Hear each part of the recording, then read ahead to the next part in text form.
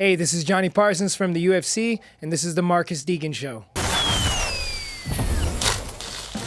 The Marcus Deegan Show. What's the story, guys? Welcome to another episode of the podcast. I'm your host, Marcus Deegan, shooting from right here, Sin City, Las Vegas. It's the spooky season. It's Halloween. Great to have you back for another episode of the pod. Today's episode is sponsored by Riz Pharma, rizpharma.com. Check it out, guys. I got another UFC badass in the house. Now, if you don't recognize him by his face, you're definitely going to recognize him by his haircut. The Juggernaut, the Paradox. He's a dad. He's a kick-ass Muay Thai coach. Would you welcome to the podcast, Jonny Parsons? What's up, brother? Hey, not too much. Thanks for having me. Oh, you're welcome. I'm digging that outfit, man. Thank you. Is that from Thailand? Yeah, it's a Thai brand, Yakao. Yeah. And this is basically the crown of thorns, man. Have you spent any time in Thailand? Yeah, about 10 years ago, I trained out there, and I was training with the Thai Army. Is that right? Tell me a little bit about that. So basically, in Thailand, they have mandatory service. So everyone has to serve at least 2 years. That's awesome. Do you agree with that? I think it's good. I think it's good. But so basically, people start fighting very young in Thailand. Yeah. So by the time they get old enough to do their mandatory service, they could already be a Muay Thai badass. You know what I mean? Yeah. So when it comes time to do that, they don't just work a regular military job. They basically get drafted to one of the Thai army camps and just fight under that camp for 2 years. Is that right? And then they have a big tournament every year between all the different Thai army camps. So that's pretty cool. Yeah, I mean, I've heard a lot of great stories about people that go to Thailand. I have buddies of mine from Australia that train over there. As you know, it's pretty close to Australia. And they even have these events where, like, they have a ring and there's people around the ring and they're drinking. And then if you want to come up and, go one round against a fighter, you can actually do that. So you've just got these civilians jumping out, off from the bar straight into the ring. It's unbelievable. Do you think being a Muay Thai fighter that, if that was your specialty, you need to go to Thailand to, like, learn the deep arts? Yeah, I think it's definitely beneficial. Yeah. To go out there and, like, really experience it. Yeah. What would you say was the defining moment in your life when you were like, because you got a lot of things going on, where you were like, okay, fighting is what I want to do. Fighting is in my heart, and that's what I'm going to put my life into. When did that start for you, and what brought it all about? Man, I think I was just like a kid in high school, maybe like 9th grade or something. Watching your UFC? Well, yeah, the Ultimate Fighter definitely like made it more widespread. But just after school and stuff, I just kind of like wasn't the best, wasn't very academic. So like after school, it's just like, oh, what do we do? Let's put on these gloves and and fight. Let's box, yeah. So, that kind of became like an after school habit, sometimes going to box at different kids' house, box different people, and, sometimes at the park and meet up with people. And then, when I started touching people and, putting people down and kind of realizing that like, respect came with that. I kind of got addicted to that. You know what I mean? To the respect side of martial arts? Yeah. I was kind of like a chubby kid. I wasn't the best at skateboarding and stuff like that. So like my friends, they're freaking hitting 10 stairs, 12 stairs. And like sometimes I'm eating it on the 5 stair. You know what I mean? So I didn't have that respect as far as like what me and my friends were doing hanging out. But then once kind of everyone knew I got hands, then and people were respecting that. I was like, man, I really like this. I like the way people treat me. Where'd you grow up? I grew up out here. Yeah, so you're a Las Vegas. What, were you born at Sunrise Hospital or something? No. I've lived here since 2002. So basically since 6th grade to now, I've lived out here. Okay, yeah, I moved out here in 2001. Oh, nice. So we've been out here about the same time. Was it 22 years now or 23 years or something like that? Time flies. Time flies. So what are you not even 30? How old are you? Not even 30 yet, right? 32. 32. And married with 3 kiddies? Yes, sir. What ages are they, and do they watch Dad fight when he's on TV? They're little badasses themselves. My youngest, he's 7, and then I have a 9-year-old and a 10-year-old. My 10-year-old has 5 Muay Thai fights already. Boys? Yeah, all boys. So sometimes it's a lot of ruckus. But oh, your wife has got to be the most patient woman on earth. Yeah, we take turns being the patient parent. Yeah, so the boys watch you fight, and they want to be fighters as well, all 3 of them? I would say my youngest one is the one that really wants to be a fighter. But when you ask, my oldest son, what he wants to be when he grows up. He's like, oh, he wants to be a doctor. He wants to be a doctor. Mom put that in his head. Of course, mums always put that in their heads. My mum put it in my head, but unfortunately that didn't work out for me either. Do you think that it's important that kids learn some kind of combat sport? Definitely. I think it's very humbling. It's very humbling, and then at the same time that it's humbling, it also builds confidence.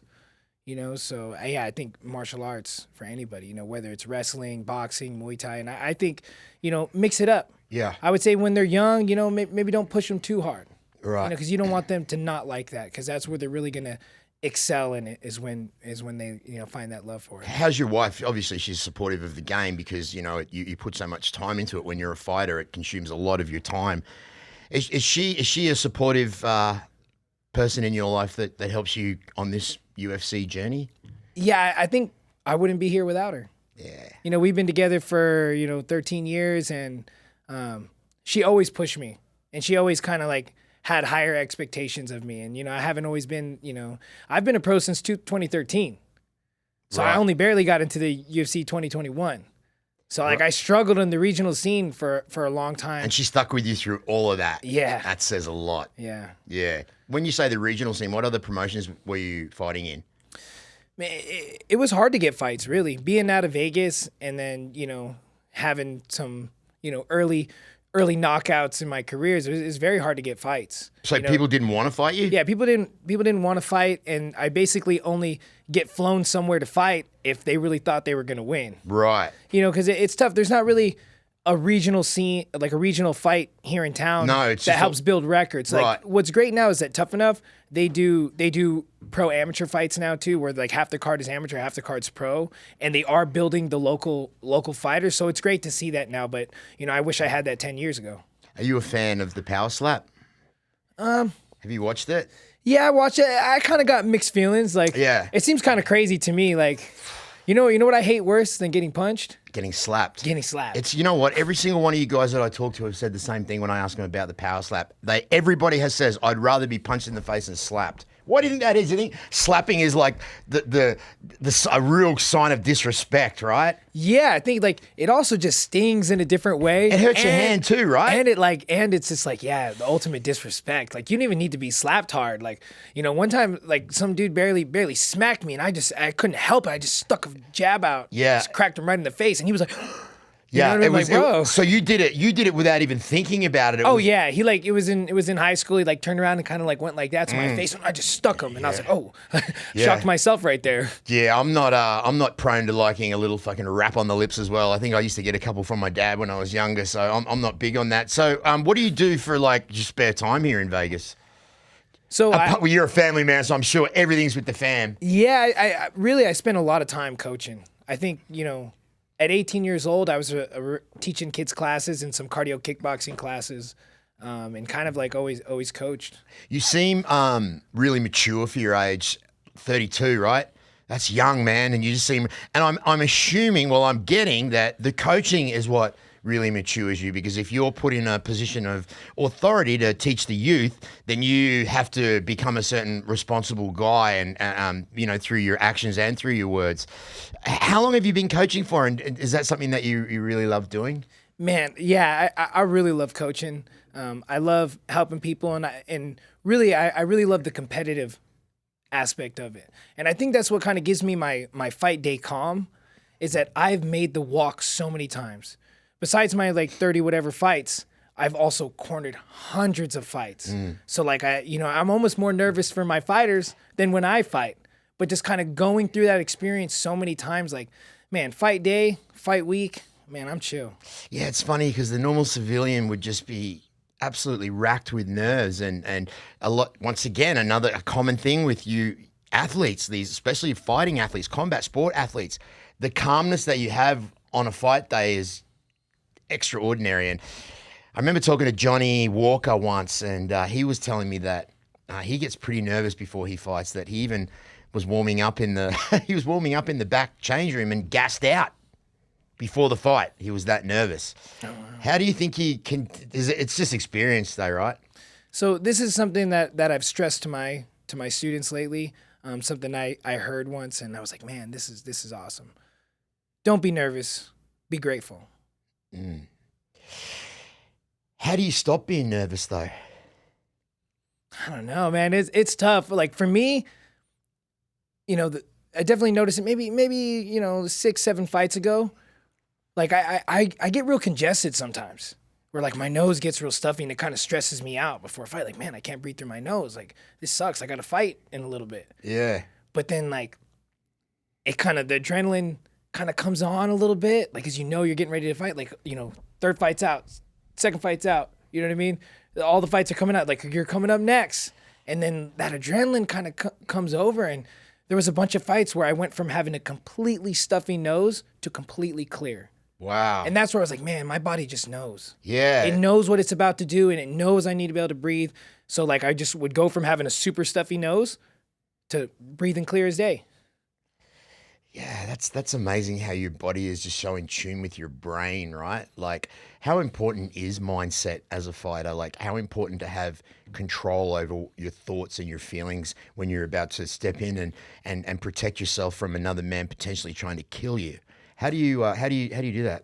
Yeah, definitely the mindset. Yeah. And something I tell myself, because there's been plenty of times, right? Sometimes it's hard to get fights. Yeah. And then there's an opportunity comes up. Man, the opportunity is only 3 weeks away. It's only 2 weeks away.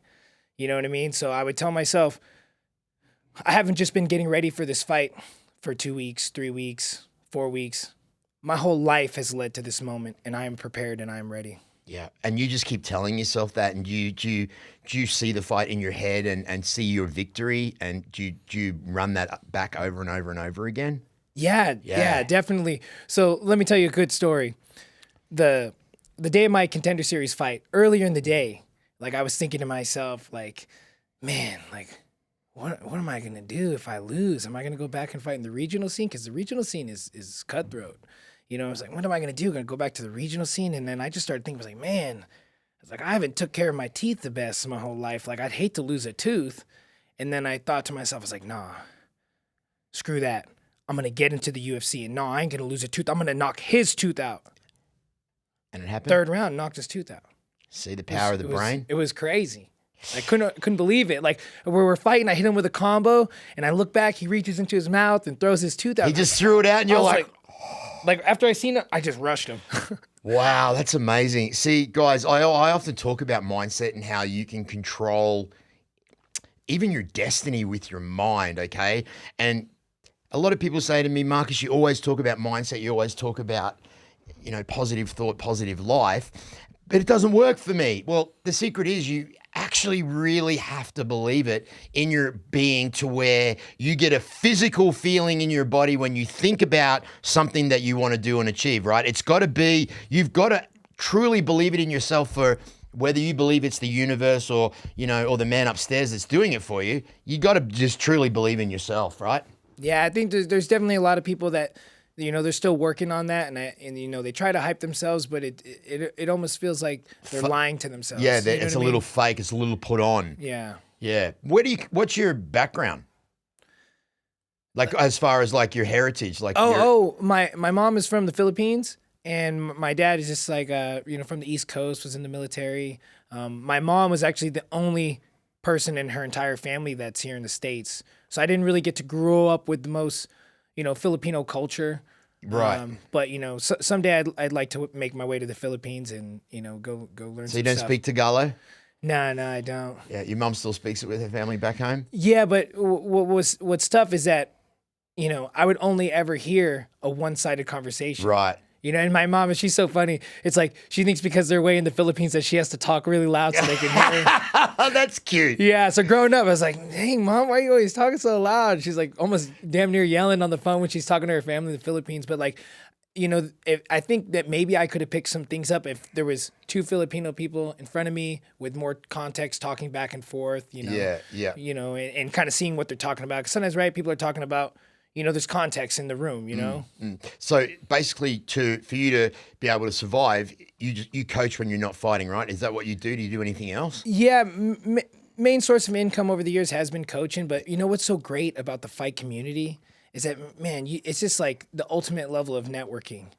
So through people I knew from martial arts, I was always able to get side gigs here and there and be able to make some money. So sponsorships here and there and stuff stuff like that. I've done a lot of cool little jobs on the side. And even, my buddy, he got me into alarm installation, and man, like at one point, I had like lost 2 fights, one Muay Thai fight and one MMA fight, and I was like, man, this is rough. Like I can't keep living like this, sacrificing so much. And my buddy he hooked me up, so like he trained me for like a couple days. And then next thing you know, I'm inside people's house installing alarms and stuff like that. If I had trouble, I just give them a call. I'm like, hey man, like what wire do I connect this to? But nowadays it's like everything's like wireless. Yeah. So for the most part, it's pretty easy. But then like sometimes when you're taking over an old hardwire system, it's a little bit more work. And you're still doing that now? Not too much. Like I have my foot in the door. If I ever wanted to go make some money, Yeah. I could. But right now, it's not. When really are you fighting again? November 18th. November 18th. Yeah. So let's talk about that. Are you in camp yet? Yeah, I'm training. Yeah. Where's that? Yeah, man. It's been tough. Gone through some changes. Definitely felt like kind of being a self-proclaimed striking expert. You know what I mean? Like how much further can I go? So I needed to find a coach with a ton of striking experience to kind of help me take my game to the next level. So I've been doing some work with One Kick Nick here in town. Yeah, where's he fighting? Where's his gym? His gym's like on Sunset and Pecos. Right, just down the road then, really. Yeah. Okay, so you've changed coaches? Yeah. Recently? I've changed coaches recently, and also like gonna change a little bit where I do my MMA work. So I was Is that doesn't sound like it ended in a good way? Not necessarily a bad way, but the toughest part about it, to be honest, was that I had a pretty long coaching stint there. I've invested a lot into a bunch of fighters, that look up to me. Yeah. So I don't want to cause any tension in the gym or anything like that. There's a bunch of people that said, hey, Johnny, what do we do? And I said, hey man, like I got a lot going on. You guys keep training there. I can't. It's not like I can train you every single day and make sure you're doing your bag work and make sure you're running. Like you guys still got to train on a regular basis, and then we can always meet up and I can show you guys some technique and drill some stuff with you guys and watch you guys spar. Because I got a bunch of guys that compete under me. Yeah, it's funny. I've always kind of thought that boxing coaches or mixed martial arts coaches are kind of like a barber or a tattooist. You only go to one. You only stick to one. Like as far as obviously you have a Muay Thai coach and a boxing coach, but you know what I'm saying? Like you stick. Is that kind of how it is? Yeah, that's how it is, and sometimes you just got to be tough because sometimes it can be tough because you want to be loyal, you want to be appreciative of the people that have helped you, but sometimes you have to do what's best for yourself. Well, who's your opponent? Euros Medic. And so, are you the type of person that will study his videos and sit down there and just think about the guy all the time and then wake up and the first thing you do is go on YouTube and look at one of his fights and think, okay, is that you? I feel like I can analyze pretty well. It's got to be a lot of pressure, man. Far out. I can't even stand. Like I get anxiety even thinking about how I would feel if it was me. I just don't know. I don't know. That's why I'm fascinated with fighters, man, because I don't know how the hell you guys. I don't know how you do it, man. I don't. You're a different breed of people. We're like 1% of people in the world. And even just watching it, but even talking to you guys, but the respect level that people around the world have when they watch someone that fights in the UFC for a living, even though you do get a lot of trolls online too, I'm sure. You probably don't get people talking shit about you because you're such a nice guy, Johnny. Yeah, not too much. Not that I've noticed so far. So. Right. Yeah, I just think that it's just different especially when you do a little bit of training as well. Like, I always say to the people that like to talk shit online, go and do a 3-week camp and see if you'll still talk shit after it, because you probably won't, right? These trolls that like to talk shit about the fighters, but they'll come and take a picture with you when they see you, right? Yeah. Yeah. Do you get recognized a lot? Lately I have been. I've cornered 2 fights in Utah recently, and both times like someone came up to me, oh, the Sluggeraunt, what's up, man? Your last fight was great. So that's really cool. Yeah. And where's the paradox come from? So the paradox is kind of just like, part the real thing it comes from is in 2015, I broke my foot. My whole leg got twisted up and it was like an accident. And I had to get surgery on my foot, and I couldn't really have my right foot as my back foot for like a long time.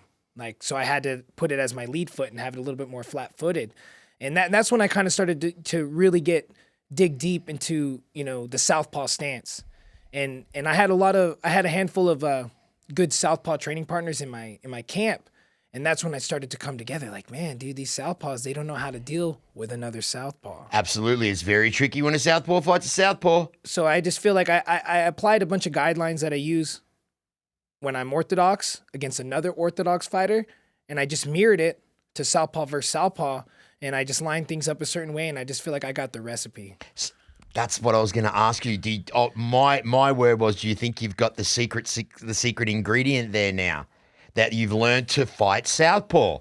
Yeah, so and that's kind of where the paradox comes from. You know what I mean? Like, I could be here, I could be there. And it's kind of like it also kind of like if you look up the definition of paradox, like, it's a contradiction. Yeah. You know what I mean? So at times in life, it's like, oh, I might look like a chubby, kind of goofy, nice guy, but it's like, oh, I'll put you down. Yeah, right. So never judge a book by its cover, Yeah. of course. That's great. So that's great that you that just when you were saying that, it just reminds me of Rocky in Rocky 1 where Apollo's trying to book a fight and Tony, his coach, goes, no, this Italian stallion is a southpaw. I don't want you messing with no southpaw. Apollo Creed's like, don't worry, I'll drop him in 3, but we all know how that went, don't we? Yeah. Were you a fan of martial arts and boxing movies growing up? Oh yeah, I would say all that stuff is what kind of built me to have the attitude I had. You know what I mean? So I man, as a young kid, I used to love watching like Jackie Chan movies, Jet Li and things like that. I used to love Power Rangers. You know what I mean? A lot of fighting and action in Karate Power Kid? Rangers. You know what I Were mean? you a Karate Kid? Karate Kid is a cool movie. And man. then, of course, all the Rocky movies, which you just can't beat those. And, and there's a ton of Van Damme movies that are awesome. and he's still in good shape to this day, Van Damme. Yeah. All these oldies, like, that are still in shape at 50, 55. Look at Sylvester Stallone. He's 76. Yeah. What's the secret to a long life, Johnny? What do you think it is? A good woman and some little rugrats running around annoying the shit out of you all day? Yeah, I don't know. I think maybe it's like not taxing your body too hard. Because right, like your body's gonna get stronger through trials, but at the same time too, I think there's a lot of like lifestyle choices people can make that'll age you a lot quicker. Absolutely. Where do you think that we go once we leave the physical world? What's your belief, and what do you teach your kids? I would say like I was never the most religious person growing up. Like, I was Catholic, and then, I kind of went through that rebellious phase where like, was like anti-government, like anti-religion, anti all that stuff, you know what I mean? And then, as I got older, certain things happen, certain experiences happen, and you know what I mean? Like, I'm a believer, you know what I mean? Jesus Christ, and I believe, once we leave this plane, we go back up with the Father, and you could think, and it's so funny because people always try to like change it up and like, oh yeah, I believe in the universe and like the source and things like that, but it's like it almost seems like everyone's saying the same thing. Yeah, you know what I mean. And maybe it's them saying that is a way of not saying that they believe in God in a sense as well. Like I think that sometimes people are embarrassed to, which is just crazy to me. People are embarrassed to, to show their faith or even talk about their faith. But, as you know, as it says in the Bible, if he who doesn't deny me will come to heaven. Like, talk about me, be proud about me. And I'm always curious about that. I have the same beliefs as you, grew up Catholic as well, but have exactly the same beliefs. I mean, there's a lot of things going on in the world right now that are just scary times, right? Yeah. Not only with what's happening on Earth, on the ground, with all the wars and everything overseas, but all these bloody UFOs that we're seeing flying around the sky. Do you get into considering it's Halloween, I like to talk about this kind of scary shit sometimes.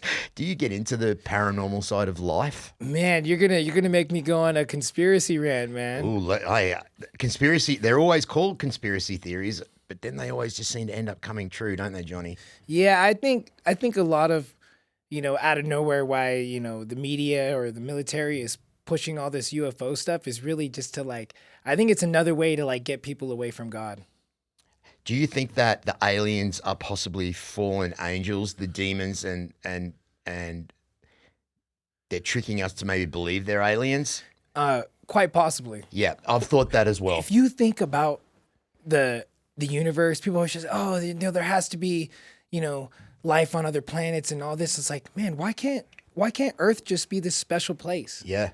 Like, you know what I mean? They're trying to I don't know. It's just tough, but it's like, why can't we just be a special people and the Earth be a special place? And it's so funny. People's like, oh, they're just trying to find a way to justify their existence and different things like that. Like, I don't know.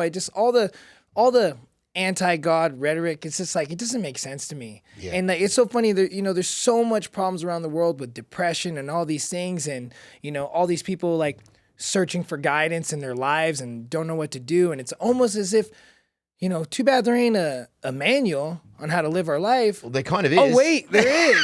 There is. You know what I mean? Yeah. So it's like, and it's so let me tell you about when I was saved. Oh, I would love to hear that story. Okay. So I was out in Texas cornering Roxanne Modafferi. Okay. I've been dealing with some like really bad concussion symptoms. And like I didn't really it was just really tough because I was getting ready for my debut, but I was having all these concussion symptoms. And, early in the camp when I first got hurt, I was like, man, I ain't pulling out of this fight. Unless I get like a clear cut sign from God, I am not pulling out of this fight. And so I just kept trying to make the best of camp. And, I was out cornering Roxanne in her retirement fight at UFC in Texas. And, I worked out in the morning and got really nauseous. And it was just like off a pad workout. And I couldn't believe, I was like, how am I this nauseous after working out? Like, what am I going to do? The fight is, 3 weeks away or 2 weeks away. And I was like, man, what am I going to do? And it was just really tough. And I was like, let my coaches know, let my manager know like what I was experiencing. But we didn't make really a call yet. So I'm at the mall because the hotel UFC put us in was like connected to like a super sick mall. It had an ice skating ring and everything. Yeah. It was really cool. And where was that at? Texas, in Texas? Dallas. Okay. Was it Dallas? It was Houston. Houston. Okay. It was Houston card. So I'm sitting, I'm watching people ice skate. I'm just sitting there. I just had some lunch, and this guy comes up to me, and he's just like, "Do you want to know where you go when you die?" And then he handed me a pamphlet. So I'm looking at the pamphlet. I start reading it. I'm not even all the way through it. Man, I just am overcome with all this conviction. I have tears running down my eyes. I was a little bit honest with my coaches early in the day about what I've been experiencing, but basically I had been lying to everyone, saying, I'm okay. Telling everyone that I'm okay, but I wasn't okay. So I'm like reading this pamphlet and I can't even get through it all. It's talking about like, sins and stuff like that. And I'm just at the part about lying. And I just get overcome with all this conviction, like tears running down my face. And this guy's probably like, what's going on? And, we talk for a little bit and he was like, we talk a little bit and he says, man, like I knew I had to come out today and help someone. So I came to the mall. No one gave me a chance. Every person I tried to talk to didn't give me a chance. And you were the first person that gave me a chance to talk. And, And you had previously said to yourself that morning, God, I need you to give me a sign. Not necessarily that morning, but just in the beginning of, towards the beginning of camp when I first got hurt, basically just kind of be like, I'm okay. Yeah. Like I'm only pulling out of this fight if I get a clear-cut sign from God. You know what I mean? And all that conviction came over me, man. Like I just felt the Holy Spirit, like for like maybe like the first time ever. And it was just such a moment, and, so I started being truthful about all my symptoms and everything. And, my team made the call to like, that I should rest.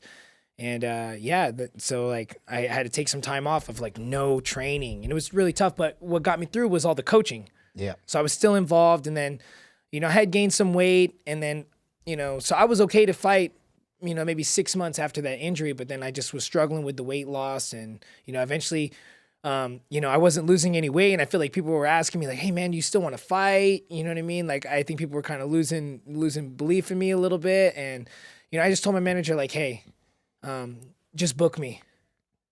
I'm either going to sink or swim.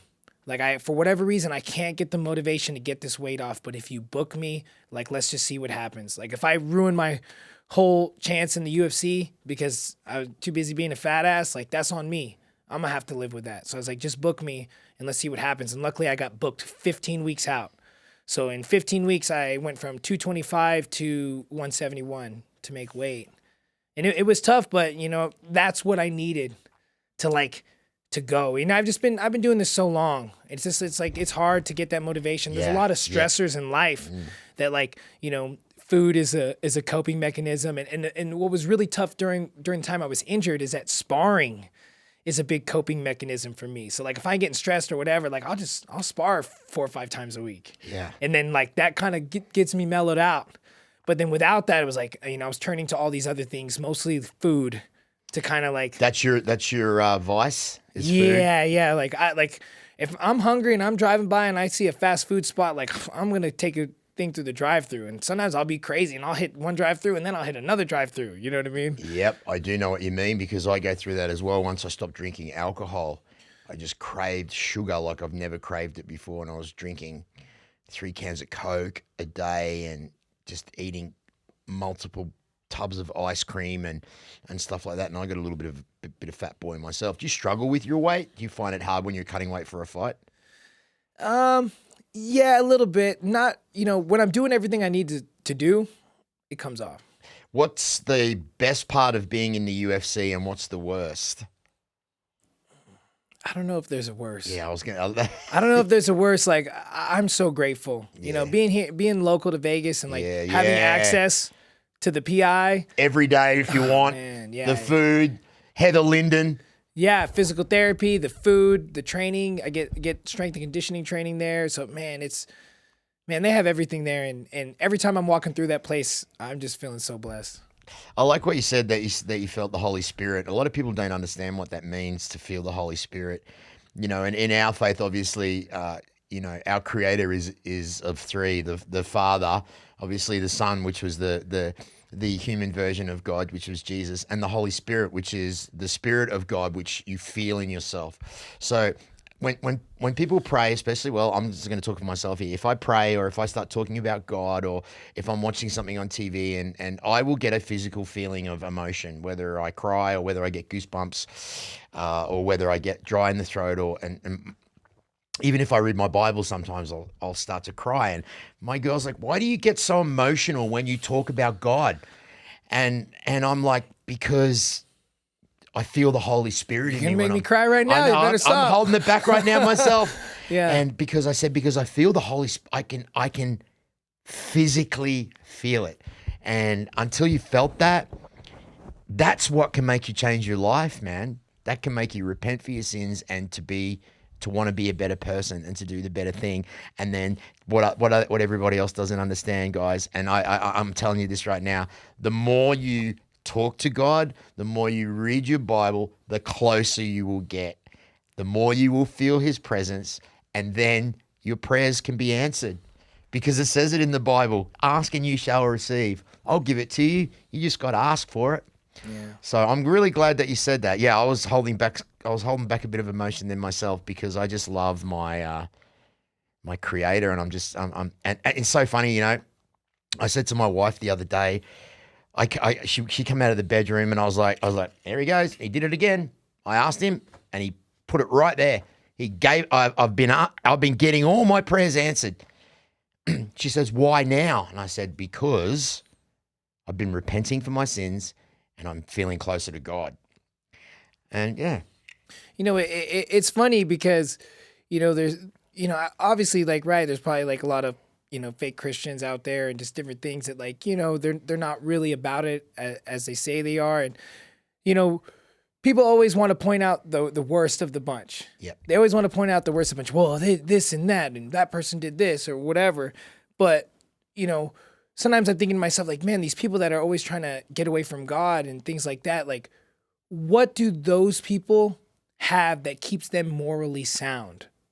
And what keeps them morally sound? Or is it, I know I'm just a good person without any of this. And, there's a lot of people that they do certain things and they think that it's okay, but I don't necessarily agree. Well, I mean, if it says that it's not okay, then it's not okay. Yeah. I mean, that's just the way that it is. And people have that misconception. Well, if I'm a good person, I'll go to heaven if there's a heaven. Unfortunately, good people go to hell too. the only way that you can get there is you have to believe in Jesus Christ, the Son of God, and that's the only way you're going to get there. You got to believe it. You know, I got something to add to this, you know what I mean? Just because, you know, I'm sure, you know, you have a big audience and maybe there's some young males out there that could use some advice. I've got 98% male. My statistic, what's the word that I'm looking for? What is it? My demographic is all men. Yeah. Hey, stop jacking off. Stop jacking off. Stop watching porn. I promise you, your life will get better.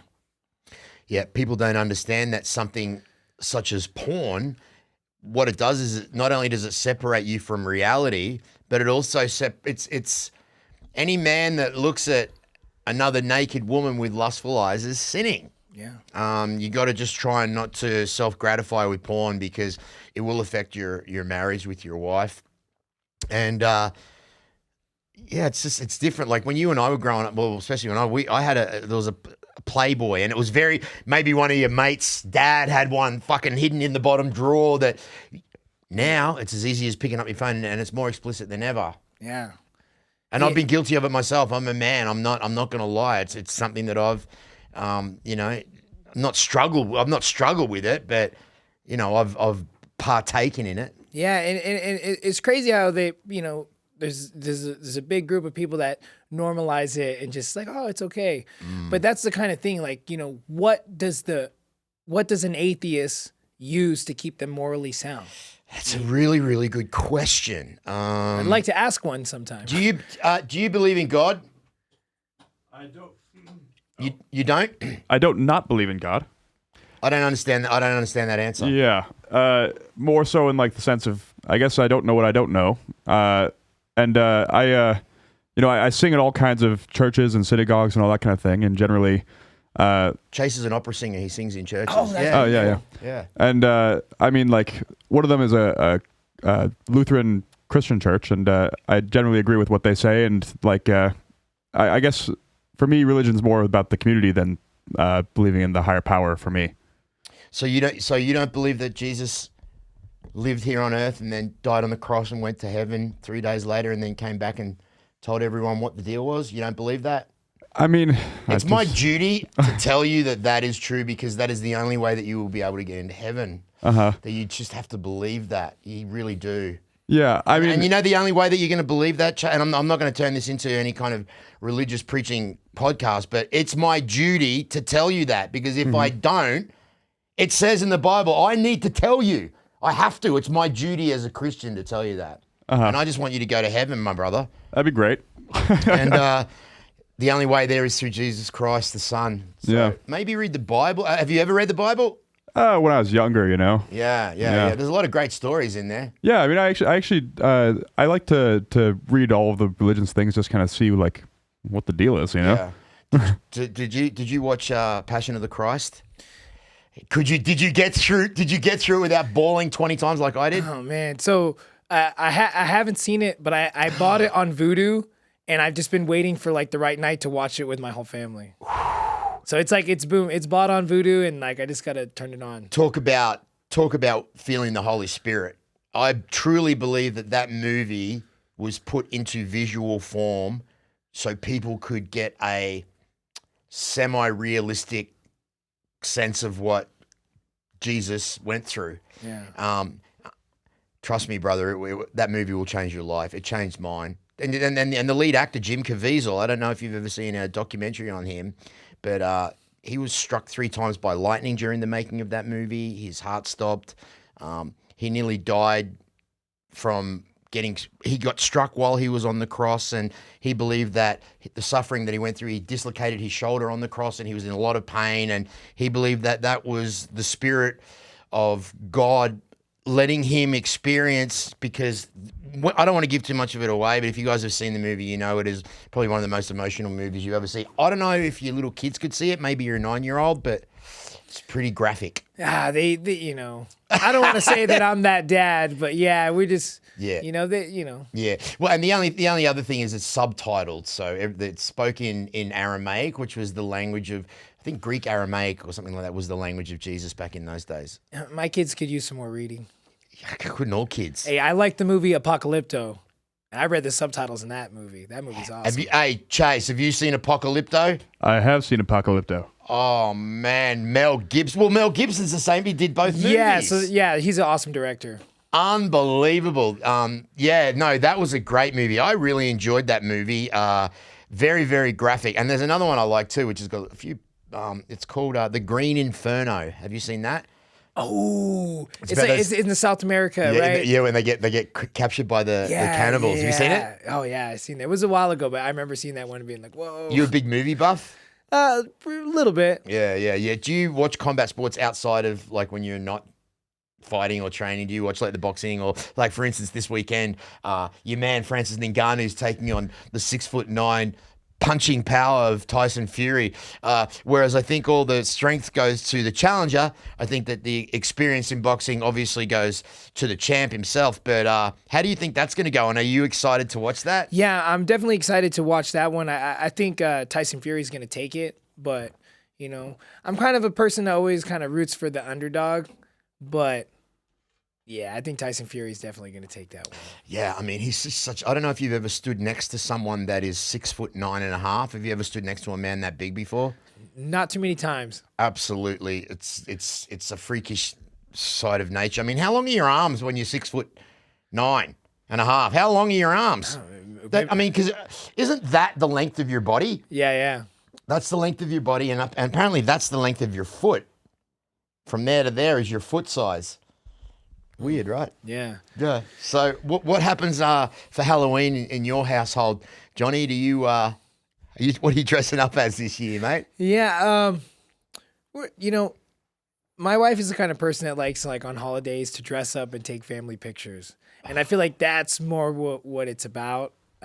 For us, is just kind of having a Halloween. Do you celebrate? I mean, I know Halloween's kind of like a. It's not a real Christian holiday, is it? Yeah, so like it's funny. I've only like recently started hearing stuff. Yeah, me too. That, and it's kind of throwing me off. Yeah, it's kind of throwing me off a little bit. Like, dang, But at the same time too, like I am not a big fan of candy. Yeah. Oh, you're not a candy fan? Yeah. I just see like I've like this is where I've learned this. So when I take the kids to the movies, like when they're really young, and you know what I mean, they would be good.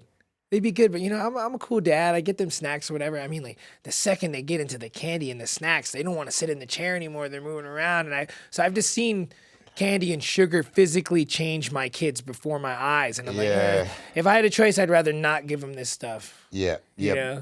So, that's a good way of putting it as well, because who knows what they're putting in this crap these days, right? Yeah. Who knows what they're putting in the food these days? Yeah.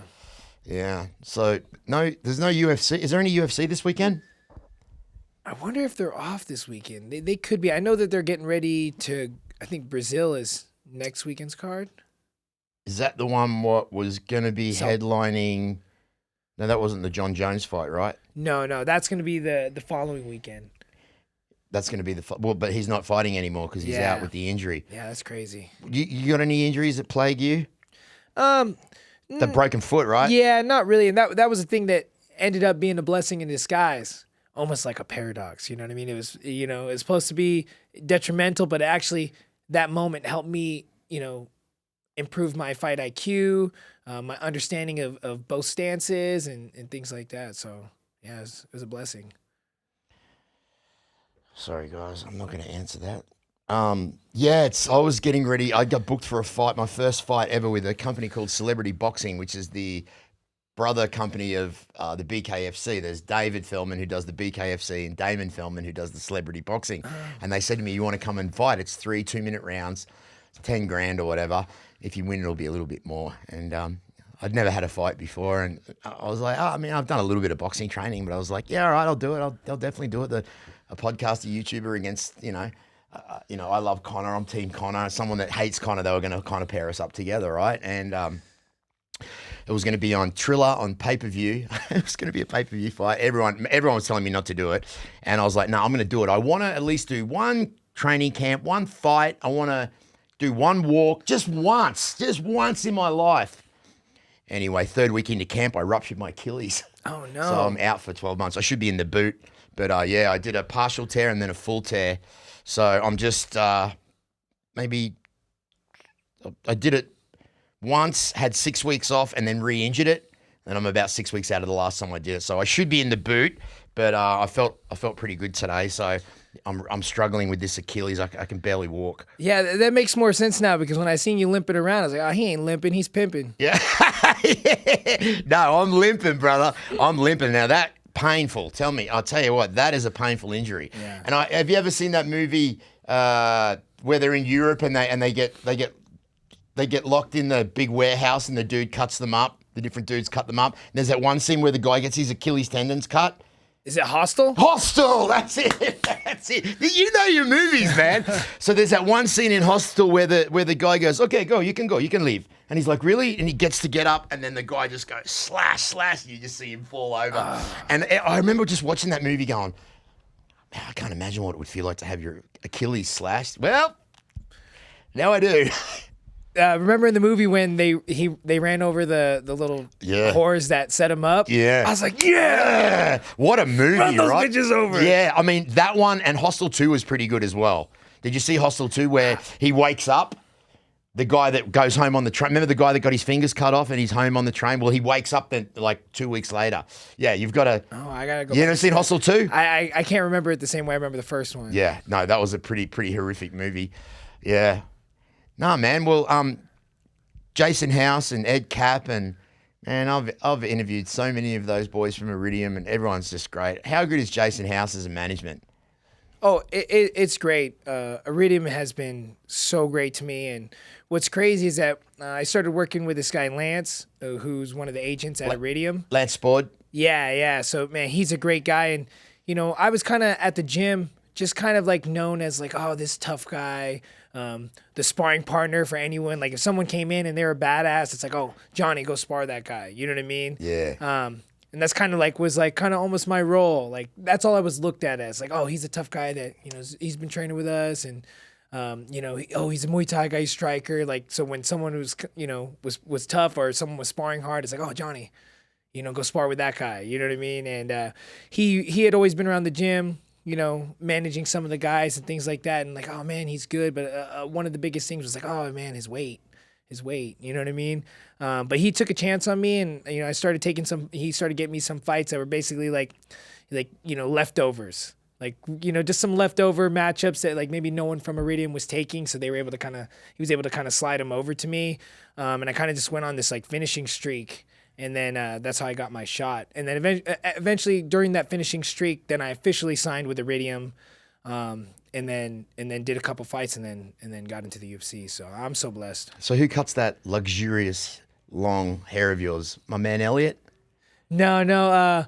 It's one of my buddies. He used to fight pro and things like that. He used to cut my hair in the gym back when I used to train at Vanderlei Silva's gym here in town. Yeah, so he would cut people up, and like now he's a licensed barber. He wasn't back then. Yeah, all right, okay. But yeah, so the mullet is tough. There's a lot of people that try to grow it out, and it goes through so many phases, and some people can't handle those phases it goes through. Like they're trying to grow it out long, and they're like, man, this is not turning out like what I thought it was gonna look like. But you kind of have to like get through that tough part. You know what I mean? Yeah. To where, you know what I mean? Like, you're rocking it. You have the most solid mullet in the UFC. Yeah, I appreciate that. You're welcome. I definitely have to say that. Speaking of the UFC, guys, I just got to give these guys a little plug. You guys have seen these toys that I've had around my studio. Big Shots. Now, these are officially with the UFC. They've got all your favorite characters, all your favorite fighters from the UFC. The guy sent a bunch of. There's Hasbulla and there's McGregor over here. This one's Dustin Poirier and Volkanovski in the belt. Guys, if you want to get one of these for your man, especially ladies, if you get this for your husband, if your husband's a UFC fan and he wakes up Christmas morning, you got 5 or 6 of these on the couch, trust me, he's going to love it. All you got to do is go onto their website, which is bigshots.com, or their Instagram. Now, if you put in my promo code, they're going to give you 10% off. The promo code is MDSLV. MDSLV for 10% off anything that you buy. Your husband will love these. They got one of you yet, mate? Not yet, but these are cool. Pretty cool, right? I think the kids would like them too. Yeah, because they can beat them, they can smash them, they can pull them up. Man, I just love talking to you guys, and I love your energy, man. You seem like a really calm, decent human, and I just love that about you. Do you have a message What is your message, man? You know what? It's a little similar to, some things you were talking about, like wanting to go through a fight camp. My message would be that, like, maybe at least one time in your life, go through a training camp, travel to someone else's city, fight them in front of all their people, and fight to win. And go through that experience, and I feel like it'll change you. It'll help you grow so much, whether you want to be a pro fighter, whether you're just doing it for fun. I just think going through that experience is going to make you a better person. So I recommend it to anyone, at least fight one time. Go through a training camp, go through the process of traveling to another city and fighting somebody in front of all their people, and you will just grow so much from that. Win or lose, you're going to grow and be a better person from it. That's fantastic advice, and that's awesome. November 18th, you'll hear me screaming. I'll be in your corner, and I want to thank you very much. I know that you're a dad and you got a lot going on. I appreciate you coming and jumping on the Marcus Deegan Show. It's been a great chat, and maybe once we'll do it again sometime for sure. Yeah, that'd be awesome. Really, thank you for having me. Jonny Parsons. Thank you, my brother. Guys, today's show is sponsored by RizPharma.com. The Marcus Deegan Show is proudly sponsored by them. RizPharma.com, and MDS is my promo code for that. You get 15% off your order.